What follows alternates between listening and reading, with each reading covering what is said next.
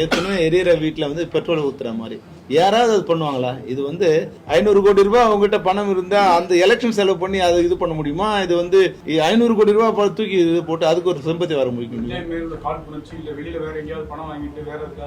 அப்படி நினைச்சா இப்போ அரசு ஒரே நினைச்சா 2 மணி நேரத்துல இதை வந்து சீஸ் பண்ண முடியும். அரசு நினைச்சா ரெண்டே இப்போ வந்து அரசியலாகி போயிடும். இப்போ யாரே அவங்கள பத்தி ஒரு தவறான ஒரு எங்கேயோ வந்து குஜராத்ல இருந்துட்டு இல்ல வந்து உத்தரப்பிரதேச இருந்துட்டு டெல்லியில இருந்து பெங்களூர்ல இருக்கிற வந்து ஒருத்தர் அரெஸ்ட் பண்றாங்க. எப்படி அரெஸ்ட் பண்றாங்க? அதனால அவங்க நினைச்சா அவங்களை எதிர்த்து தமிழ் திரைப்பட தயாரிப்பாளர் மூலமா இது நடந்ததுன்னா within 24 hours they will get caught. அரசு எதுவும் நினைக்கல அப்படின்ற மாதிரி. அரசு என்ன நினைக்கல? நினைச்சா இல்ல சார், இவங்க தான் தனக்கு எதிராக பண்றாங்கன்னு நினைச்சா தனக்கு எதிராக பண்றதா அவங்க நினைக்கலங்கிற இதை பிடிக்க கூடாதுன்னு நினைக்கலன்னு நான் சொல்லல. நீங்க எப்பவுமே இன்பிட்வீன் லைன் ரீட் பண்ண கூடாது.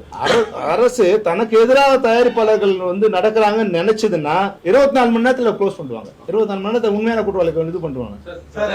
சிபிஐ விசாரணை கேட்க போறோம்னு நிர்வாகி சொன்னாரு. அதுக்கு ஏதாச்சும் தயாரிப்பாளருக்கு அந்த கடிதம் கொடுத்துருக்காங்க. ஒண்ணு நீங்க பண்றீங்களா இல்ல நம்ம பண்ணணுமா? இப்போ வந்து எங்களுக்கு இப்போ நேத்து ஒரு இது என்னன்னா ஏறக்குறைய வந்து போலீஸ் வந்து ஒரு ரைட் ரூல் எங்களுக்கு வந்து நாங்க நினைச்சுட்டு இருந்தோம் எந்த விசாரணை நடக்கலன்னு நாங்க நினைச்சுட்டு இருந்தோம். ஆனா நேத்து எங்களுக்கு வந்து ஒரு உண்மை தெரிஞ்சிச்சு. வந்து அண்டர் கரண்டா போலீஸ் வந்து 24 hours ஒர்க் பண்ணிட்டு இருக்காங்க. இதுக்காக விரைவில் அவங்களே கண்டுபிடிச்சிருவாங்க நம்பிக்கையும் இருக்கு. அதனால அப்படி இல்லைன்னா அதுக்கப்புறம் பார்க்கலான்னு ஒரு